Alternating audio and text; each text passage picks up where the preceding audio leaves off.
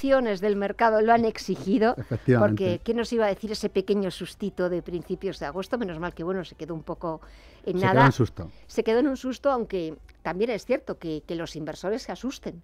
Es lógico. Porque pensamos que íbamos a tener un mes de agosto, bueno, pues tranquilo, que ya a partir de septiembre venía el plato fuerte, venía, ¿verdad?, los bancos centrales, etcétera, etcétera, pero bueno, sobre todo después de una temporada de presentación de resultados bastante por encima de lo esperado, con máximos históricos en los índices americanos, quizás un poquito más rezagado el sector tecnológico, pero Dow Jones, S&P 500 marcando máximos. Aquí en Europa, bueno, pues tampoco nos ha ido tan mal, siempre a la zaga de lo que haga Estados Unidos, pero llegó ese pequeño susto y también pues el ser humano también siempre ante los imprevistos nos asustamos, ¿verdad? Sobre todo si te pilla alguna sombrilla en la playa o una mochila en la montaña, ¿no? Sí, lo que tenemos de aprender son varias cosas de lo que ha ocurrido en el pasado mes de agosto, ¿no? La primera de ellas, actuar con racionalidad y no dejarnos llevar por las emociones. Los mercados no suben siempre en la línea recta que a todos nosotros nos gustaría, ¿no? Y de vez en cuando, pues efectivamente, hay un contratiempo, más o menos justificado, en cierta manera. Había alguna variable que la hemos ido explicando en los consultorios cada lunes aquí por la tarde, precisamente, bueno, pues la propia decisión del Banco de Japón, las dudas de si la propia Reserva Federal Norteamericana iba excesivamente por detrás de la realidad a tenor de los datos de inflación que se iban conociendo y sobre todo del mercado laboral, algo que preocupa, y la última intervención de Jerome Powell así lo ha señalado, donde el mercado laboral norteamericano bueno, pues dejaba entrever que empieza a haber atisbos de cierta ralentización, y eso ha dejado la puerta de la posibilidad de, no sé si la magnitud y la velocidad de bajada de tipo de interés será la que se pensaba hace tan solo alguna semana atrás. Bajadas ya no solo de 25 puntos básicos, sino alguna más, y luego la velocidad de bajadas. Todo eso lo vamos a ir viendo o conociendo en los próximos datos de empleo. Ahora tenemos el próximo viernes un dato de bastante importante, ¿no?, para ver cuál es el movimiento a lo largo de este mes que puede adoptar la propia Reserva Federal Norteamericana. Pero la primera lección es precisamente no dejarnos llevar por las emociones. La segunda, estar bien asesorado. Yo creo que aquel inversor que ha estado bien asesorado, o ha estado en una cueva, evidentemente, que ha estado ajeno a todo lo que ha ocurrido, pues sin duda alguna seguro que ha actuado de forma bastante más racional que no dejarse llevar por los impulsos de dar al botón y vender todo, o vender una parte y entrar en pánico, ¿no? Yo cuando creo que entrar en pánico, igual que la codicia, al final no es bueno.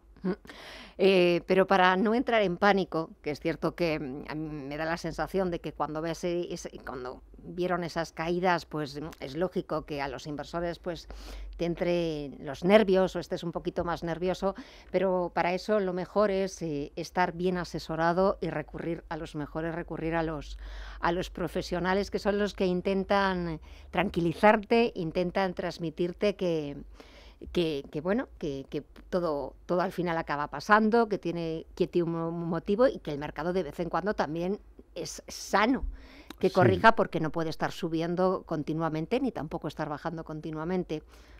Pero que sea buen asesoramiento, es decir, hay veces que los mercados corrigen y detrás hay motivos para, yo no digo alarmarse, pero sí tomar una decisión o minimizar los daños, que claro, eso es muy importante, porque no tenemos bola de cristal. Por supuesto, pero sí hay que entender lo que está ocurriendo y luego transmitirlo claramente al inversor, y si es al asesorado, aún más. Es decir, no vale eso de, bueno, al final con el tiempo todo termina revertiendo la media y luego termina subiendo, porque en el pasado ya hemos visto que caídas que parecían que eran de poca cuantía o era una pequeña tormenta, luego han degenerado en algo mucho más preocupante en el patrimonio de los ahorradores. Por eso es muy importante, cuando digo estar bien asesorado, aquí la clave es que el asesor, el conjunto de analistas, gestores, comprendan, sin tener la bola de cristal, qué está sucediendo en cada instante y darle la importancia que tiene. Y si realmente lo que hay detrás es para preocuparse, pues tomar decisiones y hacérselas saber llegar a sus inversores, a sus asesorados.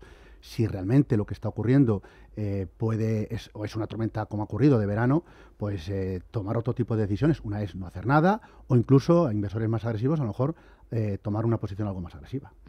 Pues vamos a comenzar ya dando paso a las consultas de nuestros oyentes. Comienzo con consultas que nos han llegado a través del WhatsApp. Vuelvo a recordarles ese número de teléfono 609 22 47 16 o a través de nuestro número de teléfono 91 533 18 51. Buenas tardes, José María. ¿Crees que es el momento de traspasar los fondos de tecnología? Nos dice el oyente que tiene invertido como un 15%, el resto está en monetarios y de renta fija. Y también si le puedes recomendar otro sector que te parezca interesante. Bueno, yo no creo que sea el momento de retirarnos de la tecnología. Es verdad que durante un tiempo muy prolongado de semanas, meses, es de los sectores que mejor comportamiento están teniendo, sobre todo un grupo concentrado de compañías dentro del sector tecnológico. Y bueno, y alguien podría pensar que ya lo mejor que podrían dar este tipo de compañías ya se ha visto. Pero la realidad es que esas compañías que mejor comportamiento han tenido siguen dando buenos resultados tanto en ingresos como en beneficio por acción. Habrá que ver si esos buenos resultados se mantienen en el tiempo, pero si se mantienen, perfectamente podrían seguir comportándose bien. Sería bueno que hubiera otras compañías tecnológicas que a lo mejor no lo han hecho tan especialmente bien, lo han hecho bien, pero no tan espectacularmente bien, también se sumen a esa tendencia tan alcista, ¿no? Con un 15%, desconozco el perfil de riesgo del inversor, ¿no? Pero con un 15% del total de la cartera en fondos tecnológicos, yo de momento mantendría la posición en tecnología. Creo que hay varias variables que lo sigue haciendo interesante y en ese sentido estaría ahí. Otros sectores, quizás otros factores a la hora de invertir. Es decir, yo espero que a lo largo lo que queda, lo que resta de ejercicio, se puedan sumar las empresas de pequeña y mediana capitalización a la fiesta y también, por supuesto, empresas con buena rentabilidad por dividendo, precisamente por el escenario de bajada de tipos de interés. Con lo cual, aparte de sectores, sobre todo esos factores o esos estilos de gestión podrían ser interesantes valorarlos y siempre con un buen asesor. Y quizás de tocar algo, lo que le diría al oyente o al oyente es que mirara cuánto le pesa los monetarios, mirara cuál es su perfil de riesgo y ahí quizás a lo mejor sí que se replantee la posibilidad valore la posibilidad de, si tiene mucho peso, reducir la exposición a monetarios, que han dado muy buen resultado, se han sido bien elegidos, pero ahora con un escenario de bajada de tipo de interés donde toma más importancia el buscar resultados con cierta seguridad es en la deuda corporativa, sobre todo de corto o medio plazo. Siguiente consulta también a través del WhatsApp es Fidel. Dice, buenas tardes, señor Luna. ¿Cómo ves seguir manteniendo en cartera los fondos Fidelity Technology y el DWS Floating Rate? ¿Tal vez hay alternativas mejores? Pues casi, Fidel, le he contestado con la primera consulta.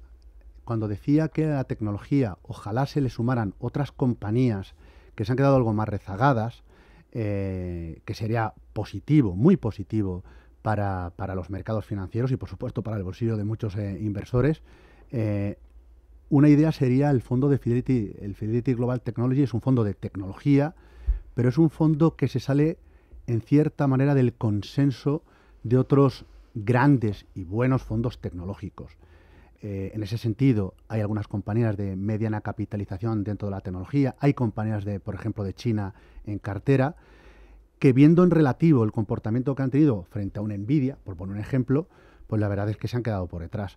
A mí me gusta el fondo de Fidelity Global Technology, pero en el supuesto caso de que la tecnología siguiera rompiendo máximos y siguieran esa tendencia alcista, probablemente, y nosotros sobre todo inversores más dispuestos a asumir riesgos, lo que hacemos es acompañarlo con algún fondo indexado o fondo de inversión tecnológico con algo más de beta, es decir, más correlación con los dos grandes índices de tecnología, tanto el Nasdaq 100 como el Nasdaq Composite.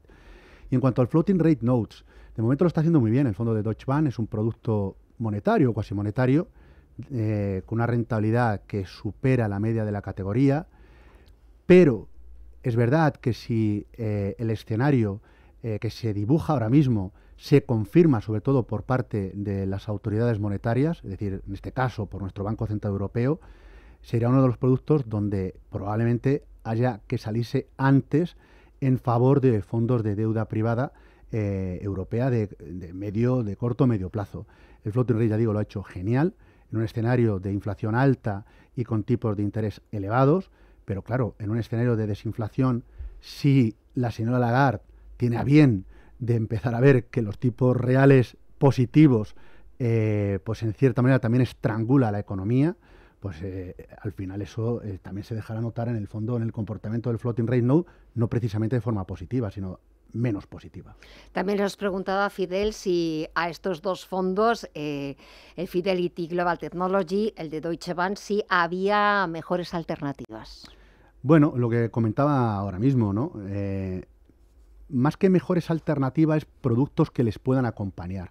En el caso de la tecnología, algún fondo, ya digo, más correlacionado con los dos índices que señalaba anteriormente, o fuera de la tecnología, desconozco el conjunto de la cartera, pero probablemente haya sectores o haya otros factores por estilos de gestión que debieran estar acompañando a la tecnología. Es decir, no solo de la tecnología probablemente vayan a vivir los mercados en las próximas semanas o meses, aunque la tecnología es muy importante y bueno, viendo el estudio, que tan bonito como lo habéis dejado, pues es que decir otra cosa sería bueno, pues seguro que me llevaría a equivocarme. No, la tecnología está muy presente en todos los ámbitos de la economía, de la sociedad, etcétera, ¿no? Con lo cual, quizás lo acompañará con algún otro fondo de renta variable internacional que tuviera otra diversificación u otros factores a la hora de invertir en bolsa. Y luego lo que comentaban respecto al floating rate notes, creo que ya es tiempo, o sea, ya viene siendo tiempo de contar con fondos de deuda,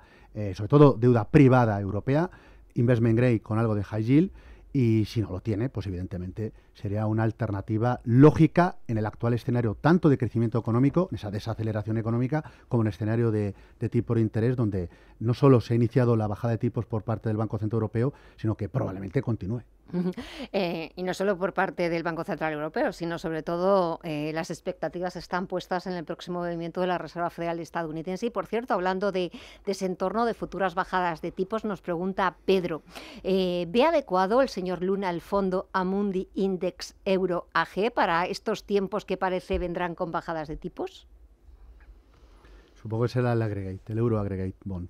Sí. Me imagino. Sí, cuando AG, porque si no, aquí, claro, Amundi no tiene un fondo, tiene muchos fondos, ¿no?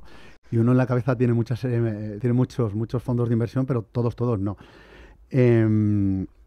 La renta fija diversificada, que es donde estaría este fondo encuadrado, y un producto además bastante indexado en cuanto a apuestas respecto al índice de deuda corporativa, donde se incluye tanto deuda corporativa con grado de inversión, con investment grade, lo van a ver con emisiones tanto, no sé, rating A, de triple B, etcétera, con algo de high yield, y puede contar perfectamente con algo de deuda pública en la cartera. Poco, pero podría tenerlo. En un escenario que lo está demandando la propia situación de inflación, pero también de crecimiento económico, es decir, ya no tanto solo los PMI manufactureros, donde llevamos meses y meses en contracción, sino también incluso viendo los datos incluso de crecimiento económico de muchos países del conjunto de la eurozona y además con un elevado endeudamiento público donde, bueno, pues es también un problema muy grave en estos instantes, con un crecimiento mucho más pobre si lo comparamos con la situación que se puede dar, por ejemplo, en el caso de Estados Unidos, ¿no? Un fondo de esas características, sí podría ser una idea interesante como alternativa a productos mucho más conservadores que hasta ahora han funcionado muy bien. Antes hablaba de monetarios, pero es extensible a determinados depósitos bancarios, por supuesto a letras del tesoro, etcétera, etcétera. Es decir, pueden seguir dando rentabilidad, pero cada vez será más baja, y en cambio los fondos de deuda, en un escenario de esas características, sin entrar en recesión económica, deberían de ser los productos dentro de la gama de los menos agresivos que podrían hacer mejor. Siguiente consulta, nos escribe Fernando a través de nuestro canal de YouTube. Buenas tardes, para el señor Luna, ¿qué le parece para dar estabilidad a la cartera un fondo de dividendos? ¿Algún ejemplo reseñable? También me gustaría saber su opinión de Numantia Patrimonio Global. Muy bien, pues lo comentaba anteriormente, ¿no? Si algo puede complementar, sobre todo en lo que resta de ejercicio, probablemente sean los fondos que inviertan en empresas con buena rentabilidad por dividendo, que sea un dividendo consistente. Hay muchas formas de pagar al accionista, ¿no? De darle valor al accionista. Aparte, por supuesto, que la empresa vaya bien. Hay alternativas como puede ser la recompra de acciones. Hay la parte de que obviamente que lo hagas muy bien y que el comportamiento bursátil siga al alza, pero otras, sin duda algunas, históricamente, y en eso saben mucho los inversores españoles que ya pintan muchas canas, ha sido una estrategia que en cierta manera, sobre todo en momentos de cierta volatilidad, pues ha sido una estrategia ganadora, ¿no? Y yo creo que en lo que resta de ejercicio, y seguramente para el próximo también, contar con algún buen fondo de empresas con buena rentabilidad por dividendo, creo que es una idea muy interesante. Ideas que me gustan, pues la gestora Fidelity con su Global Dividend, creo que es un producto muy interesante. En el caso de la gestora JP Morgan, también tiene un fondo Global Dividend. En la gestora Guinness también tiene un fondo interesantísimo con esa estrategia de dividendos. Es decir, hay gestoras que suelen destacar históricamente y de forma consistente dentro de su categoría. Con lo cual, Fernando, habría que valorar el perfil, etcétera, pero como idea como tal, no como recomendación, yo sí lo tendría muy presente. En cuanto a Numantia, creo que es un muy buen producto posicionándose en el actual escenario, tanto en tipos como en renta variable, que puede aportar valor en una cartera siempre bien diversificada, teniendo en cuenta que es un producto de gestión activa, y en ese sentido la gestión activa tiene un componente adicional de riesgo que es el riesgo autor, con lo cual, pues combinándolo con algún otro producto de esas características y con algún producto más direccional, tanto en deuda como en bolsa. Siguiente consulta también a través de nuestro canal de YouTube. Buenas tardes para el señor Luna. ¿Es momento de incrementar deuda corporativa o si hay recesión esta sufriría y mejor deuda gubernamental? Primero le contestamos a esa pregunta porque luego habla de que tiene 3 fondos. Vale, vaya por delante que nosotros el escenario central en estos momentos no se contempla un escenario de recesión, ni en la parte de Estados Unidos y en Europa, con crecimiento muy raquítico, pero no de recesión económica en el conjunto de la eurozona. Ese es nuestro escenario central con el cual estamos trabajando. Si ese escenario se cumple, claro que la deuda corporativa europea, tanto con grado de inversión, con investment grade, como algo de high yield, podría seguir haciéndolo bien, tanto en tramos cortos, es decir, en torno a 2 años y medio, como en tramos medios, es decir, pues, duraciones en el fondo solo pueden ver en la ficha del producto o que su asesor financiero se lo comente, en torno a 4 años. Creo que en esos tramos, con esa sensibilidad a la curva de tipos y también a la curva de spread de crédito, creo que yo me sentiría cómodo en un escenario no de recesión. Ahora bien, si nos vamos a un escenario de recesión, claro, ahí seguramente los bancos centrales van a tener que echar toda la carne en el asador, como diría una canción de un gran grupo español. Y en ese sentido, la deuda pública, determinada deuda pública, sobre todo con mejor calificación crediticia, sería muy a tener en cuenta y muy a valorarla dentro de una cartera. No, insisto, no es el escenario que nosotros ahora mismo estemos más contemplándolo, pero bueno, siempre hay que tenerlo previsto. Y la siguiente pregunta que nos hacía es que tiene 3 fondos de renta fija, el AXA Eurocredit, el Carmignac y el DNCA. Carmignac no te dice qué nombre. No. Muy bien. Ya me lo he imaginado. Veo... Que en Carmignac hay varios fondos de deuda. No lo mismo. Hablábamos antes de la Mundi, pues lo mismo claro, casi pasa no con lo mismo Carmignac. El Credit Portfolio que el Mira, Securité, por ejemplo. Claro, se lo comentamos a ver si el pasa, oyente que nos está escuchando y viendo a través de YouTube, a ver si nos puede dar más pistas de cuál es el de Carmignac. Ya, a ver, por delante, lo que le puedo decir, tres... El Credit, mira, nos está escuchando. Sí. Gracias. Vale, el Credit Portfolio, venga, perfecto. Pues 3 excelentes fondos de inversión. Y además, con la actual estrategia que siguen y con el escenario central que nosotros manejamos, yo estoy muy cómodo, o estaría muy cómodo con estos 3 fondos de inversión que en cierta manera se complementan. Sobre todo se complementan los dos con el tercero, el primero y el segundo con el pérdida de capital. Es un producto más de gestión flexible. Estamos en constante cambio. El mundo cambia. Cambia nuestro entorno. Cambios que nos hacen reflexionar. Cambios que nos hacen apostar por fórmulas diferentes. En la radio apostamos por el sector que hacen sobre todo la selección de bonos y también la gestión de duración. En el caso del fondo de Carmignac, es un producto que la parte de duración hace menos gestión activa frente al fondo de AXA, pero en cambio hace una gestión muy activa en cuanto al bond picking, tanto en deuda corporativa, high yield, incluso deuda emergente corporativa. No tiene mucho, pero tiene algo y le está aportando valor en el actual escenario. Y el DNCA pues sería un poco una combinación de ambos, pero con una vocación de retorno absoluto que los otros 2 fondos no tiene. Con lo cual, si el escenario central es de desaceleración económica, aterrizaje suave, no duro ni recesión, y escenario de bajada de tipo de interés, precisamente por el escenario o la coyuntura de desinflación, estos 3 fondos de inversión deberían de hacerlo bien. Deberían hacerlo bien, pero pues esperaremos a ver qué es lo que va sucediendo, que no se produzca ningún susto, o si se produce que nos pille preparados y perfectamente asesorados por los mejores. Nos escribe también otro oyente a través del número de WhatsApp, el 609 22 47 16. Dice: buenas tardes, tengo actualmente el fondo JP Morgan Investment Funds que liquida trimestralmente. ¿Me puede recomendar algún fondo que abone trimestralmente con más rentabilidad? Y luego nos habla de otro que es el Global Income Conservative Fund en euros. En el caso de JP Morgan, igual que otras gestoras, han sido innovadoras en la tipología de productos, bien sean temáticos, en la parte de bolsa o la parte de deuda o la gestión activa, como hablamos antes de la renta fija, etcétera. JP Morgan fue una de las gestoras que antes, en relativo frente a a muchas que hay, tanto nacionales como internacionales, lanzaba gama tanto de acumulación como fondos de reparto. Luego ya la decisión del inversor con qué fondo de inversión se siente más cómodo, ¿no?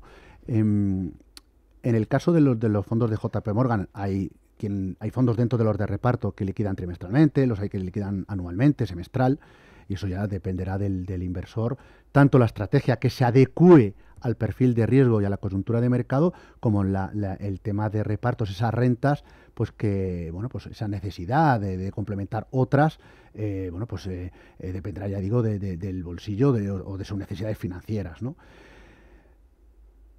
Ahora mismo tendría que mirarlo, ¿no? Pero en fondos de acumulación trimestralmente tendría que mirar, en el caso de Deutsche Bank, si hay algún producto que se adecue a él, porque es, insisto, es muy importante no solo la necesidad financiera dentro de la planificación financiera, que muchas veces no se suele hacer, pero es muy importante, de hecho quizás sea lo más importante de todo. Y luego, lógicamente, que se adecue también al escenario financiero, ¿no? Al escenario económico financiero que se vaya dibujando en la actualidad y en los próximos meses. Deutsche Bank, Fidelity y alguna otra gestora de menor tamaño. Pero tendría que revisarlo. También nos pregunta Miguel Ángel a través de nuestro canal de WhatsApp, ¿qué le parece al señor Luna el Sycomore Credit y el Goldman Sachs ABS? Sycomore Credit y el Goldman Sachs ABS. Me siento mucho más cómodo con la boutique, la gestora Sycomore, Fíjate con el fondo de ABS. Sycomore. Bueno, será que he pasado muchas horas con ellos, también con Goldman Sachs. Ya cuesta, sobre todo por la estrategia que siguen, ¿de acuerdo? Me siento más cómodo con las emisiones de deuda privada emitida por empresas con buena calidad crediticia, o de high yield, pero sobre todo de empresas de calidad. Y en ese sentido, y además, lo que decía anteriormente, corto o medio plazo, no me iría a tramos de muy largo plazo, no porque tenga dudas en torno al movimiento de tipo de interés, sino porque cualquier contratiempo en la parte de renta variable, que los habrá, que habrá sustos, que son lógicos, incluso a veces pueden ser hasta sanos, ¿no? Es decir, no sube los mercados de forma, como decía al principio, de forma ascendente y de forma lineal. Y aparte también hay que pensar que mirando los spreads de crédito de forma histórica, tampoco estamos en un escenario donde la deuda corporativa esté precisamente hiperbarata, ¿no?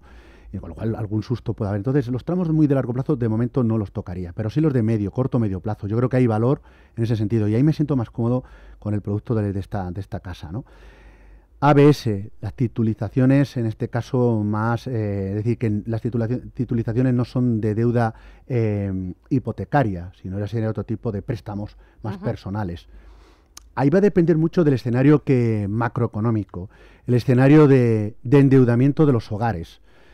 En el caso de Estados Unidos quizás sea más grave, en el caso de Europa en menor medida, pero ahí habría que estar más atento. Es decir, es verdad que ese tipo de activos puede dar algo más de rentabilidad, un plus de rentabilidad respecto a la deuda que puede emitir una empresa al uso, es decir, empresas que seguramente nos vendrán a la mente a muchos de nosotros, no sé, dentro del sector financiero, pues no sé, la deuda que puede emitir el Banco Santander o el BBVA, o dentro de utilities como puede ser Iberdrola, a las titulizaciones que puede haber, ya digo, de préstamos personales. No digamos si son préstamos para estudiantes, como ha ocurrido en el caso de Estados Unidos, por poner ejemplo, ¿no? O compra de vehículos. Ahí sería quizás más prudente a la hora de invertir. Es verdad que, repito, que ofrecen una buena yield, una buena rentabilidad, pero yo sería más prudente, sobre todo con el segundo fondo, aunque detrás hay un excelente equipo de analistas, buenos gestores, pero analistas, a la hora de seleccionar qué titulizaciones son buenas o creen que son buenas frente a aquellas que podrían ser algo más tóxicas. Siguiente consulta, Jesús de Santander. Como está diciendo el señor Luna en las últimas intervenciones, ¿es momento de rotar de monetarios a deuda a medio plazo, deuda corporativa? En el caso de un 2025 con recesión fuerte, ¿cómo se comportarían estos fondos de renta fija a medio plazo de deuda pública y corporativa? Bueno, ya lo he comentado anteriormente. Vamos a ver. ¿Creo que es momento de rotar desde monetarios a deuda privada? Sí. Todo, no. Va a depender mucho del perfil de riesgo, Jesús. Bueno, Jesús y al resto de oyentes. Es decir, un inversor muy conservador, elegir buenos monetarios, aunque cada vez puedan obtener menos rentabilidad, pero también no creo que la intensidad, es decir, la velocidad de bajada de tipos sea muy rápida, salvo que los datos macroeconómicos, los datos de crecimiento económico y de empleo fueran muy malos, hubiera un enorme deterioro. Entonces sí, probablemente los bancos centrales tuvieran que actuar de forma muy rápida. El mensaje que se transmitiría para los mercados de capitales no sería bueno, primero por los datos que se van conociendo y por una actuación muy tardía por parte de las autoridades monetarias, y eso tendría una implicación, sin duda alguna, tanto para la renta variable como, por supuesto, para la renta fija en su conjunto. Habrá alguna excepción, pero en su conjunto. Pero los monetarios en ese escenario darían menor rentabilidad y yo creo que si no entramos en recesión, sí vería con buenos ojos tener cada vez más peso en la renta fija corporativa. Modularía el peso de más menos monetario en función del perfil de riesgo. Es decir, un inversor, insisto, mucho más conservador mantendría algo en monetarios, un inversor de perfil moderado probablemente no tendría monetarios, probablemente para lo que resta de ejercicio y mirando en el 2025. No tengo ni idea de lo que puede ocurrir ni la semana que viene como para hablar del 2025, pero sí, vamos, yo lo que me toca es trabajar todos los días, eso es lo que les puedo prometer. Yo no soy pitoniso, hay gente que sí lo es, yo no lo soy. Yo lo que hago es trabajar lo que puedo prometer día tras día y ser muy honesto. Pero sin bola de cristal, el escenario más probable es que no vaya a haber recesión. Si hubiera una recesión económica, habría que ver con qué intensidad es esa recesión económica, pero probablemente, claro que se comportaría mal los fondos de renta fija privada. Muy mal, no, pero lo hemos visto en otros tipos de momentos donde el comportamiento es malo. Es decir, hay una recesión económica y hay impagos por parte de las compañías, la tasa de default repunta, lógicamente los fondos de deuda se comportarían mal, está claro. Y aparte la propia correlación que mantiene histórica con el comportamiento de los mercados de acciones. Los monetarios no aportarían, o sea, no tendría un resultado negativo probablemente, pero sí un resultado pobre. Y la deuda pública sí que bien elegida podría tener un buen comportamiento. Juan Antonio nos escribe a través de la página de YouTube y pregunta: ¿Qué me recomienda ampliar? ¿En Europa o en Japón? Y en cualquier caso, ¿qué opina el señor Luna de la renta variable japonesa? Pues sustos aparte, y que podemos tener algún susto más. No es Japón. Es que si no es Japón. Ya nos ha tenido muchos años con crecimientos tan endémicos y con deflación, etcétera, etcétera. Y a poco que en poco a ver en la inflación, pues claro, es lógico que los tipos de interés puedan repuntar, ¿no? El gran problema ahí ha sido y es pues el enorme apalancamiento que hay en yenes, ¿no? A ver, el vicegobernador del Banco de Japón casi ha prometido que no va a subir tipos hasta que no hubiera más estabilidad en los mercados de capitales y de momento lo está cumpliendo, ¿no? Pero probablemente si la inflación en Japón repuntará algo más, al final, y es lógico, con un yen débil, tú al final en las importaciones puedes importar inflación. Y porque compras algo más caro, en tu moneda más barato, pero la que compras de referencia está más cara que la tuya, ¿no? Entonces compras a precios cada vez más altos, ¿no? Ese es uno de los riesgos que hay, más que por el crecimiento propio de la economía, que hoy por hoy sigue siendo bajito en relativo, por ejemplo, en el caso de Estados Unidos, ¿no? Pasa algo muy parecido con Europa. Pero Japón, lo que sí me gusta es el comportamiento de los beneficios de las muchas empresas. Es decir, igual que ocurre con Estados Unidos, donde, como bien comentabas al principio, los resultados en general no han sido nada malos, ni en ingreso, ni en beneficio por acción, no solo respecto a lo que se estimaba por las casas de análisis, que ya sabemos que suele ser un poco más, pues suelen ser más cenizos o ponen la venda antes de la herida, sino que realmente no han sido malos en líneas generales. En el caso de Japón igual, es decir, en muchas compañías que están en el índice, tanto en el Topix como en el Nikkei, en el 225, no son malos. Es decir, buen crecimiento de ingresos y buen crecimiento de beneficio por acción. Eso, en cierta manera, también por supuesto la debilidad del yen, sostiene el comportamiento de Japón. A mí Japón no me disgusta, me sigue gustando. Ahora, Europa, pues hay muchas compañías europeas, y no solo las que a lo mejor están presentes, como puede ser una SML Holding o Novo Nordisk, etcétera, que a mí me gustan. A mí me gustan, incluso empresas de pequeña y mediana capitalización, ahí sí veo valor, y sobre todo en ese escenario de bajada de tipo de interés. Creo que esas compañías podrían aportar valor. Nosotros, el mercado por zonas geográficas, donde damos más importancia hoy por hoy, sigue siendo en primer lugar Estados Unidos, en segundo lugar es Europa, y luego en tercer lugar, pues muy a la par, tanto la India como Japón. Que no me pregunta por la India, pues yo ya se lo comento. Uh-huh. Seguimos con varias consultas a través de nuestro número de WhatsApp. Ricardo de Barcelona, ¿qué opina el señor Luna sobre un fondo que cotiza en el Nasdaq, ICLN? ¿Lo conoces? Le tendría que mirar, no tengo la pantalla aquí delante del ordenador, tendría que mirarlo, ¿de acuerdo? A ver realmente qué lo que es. Con lo cual, si te parece bien, Gemma, sí, nos lo quedamos como deberes para Ricardo. El próximo lunes. Para el próximo lunes. Y de todas formas, Ricardo, si le corre mucha prisa, pues por los canales habituales, pues nos puede hacer llegar la consulta y me comprometo, tanto a usted como al resto, poderles contestar. Siguiente consulta. Quisiera saber qué opina de entrar en el fondo Polar Capital Funds Biotechnology. Vamos con otro sector también interesante, la biotecnología. Sí, todo lo que la temática de salud, sí, en todas sus distintas variedades, sí, pero en todas, porque recuerdo esta mañana muy a primera hora, veía que fondos lo estaban haciendo bien, algún producto incluso por toda la temática de fertilidad. Y esto es muy importante. También hay, en el caso de la biotecnología, uh-huh, hay muchos tratamientos que impactan en este tipo de compañías biotecnológicas, ¿no?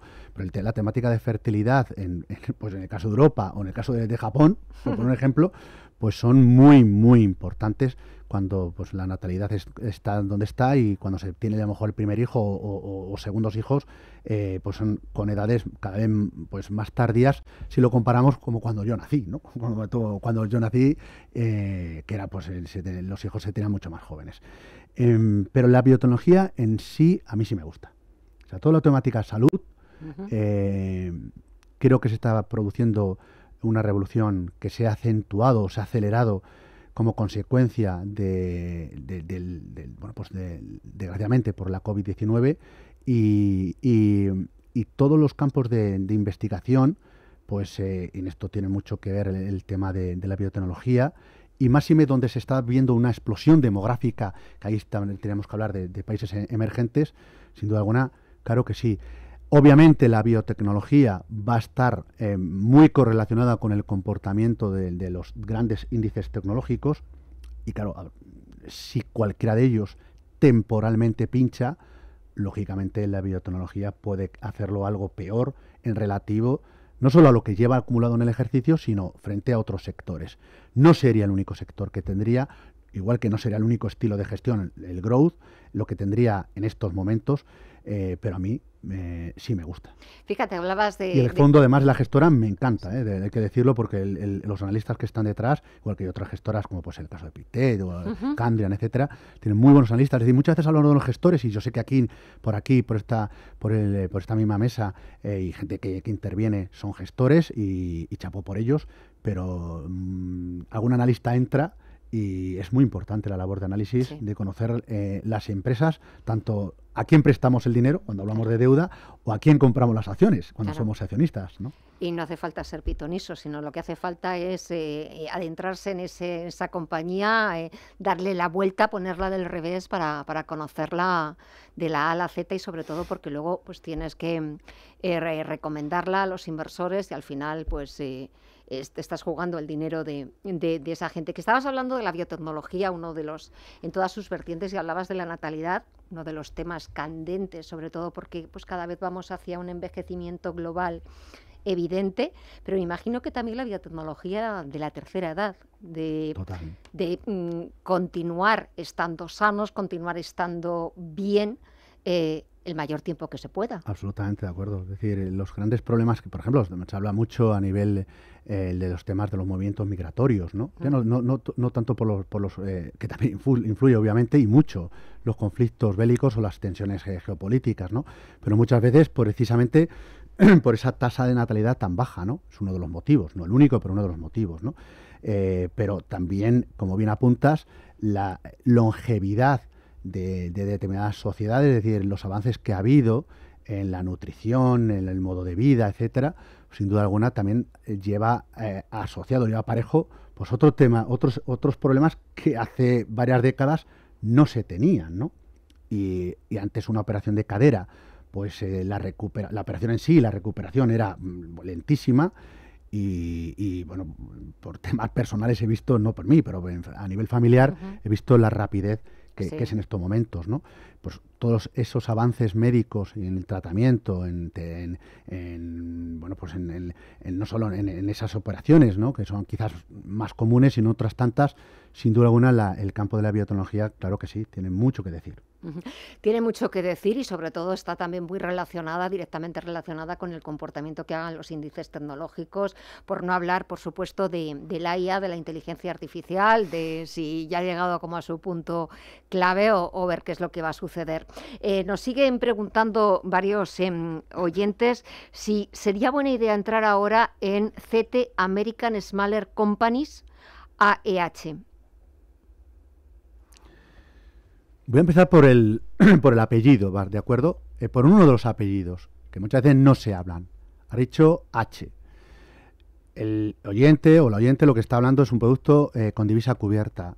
En estos momentos, a la espera, como hablaba anteriormente, es decir, aquí hay una cosa que es la magnitud y otra cosa es la velocidad. Son cosas diferentes, ¿no? Y hablo de la actuación de los bancos centrales. Habrá que sopesar, conocer cuál es la magnitud de las bajadas de tipo de interés y la velocidad en la cual se produce, tanto por parte de la Reserva Federal Norteamericana como, por supuesto, de nuestro Banco Central Europeo, porque eso, junto con otras variables, va a influir en el cruce euro-dólar. Hasta ahora, lo que estamos viendo es cierta debilidad, de momento coyuntural, veremos si no es solo coyuntural en el caso del dólar, y más fortaleza en el caso de nuestra divisa común.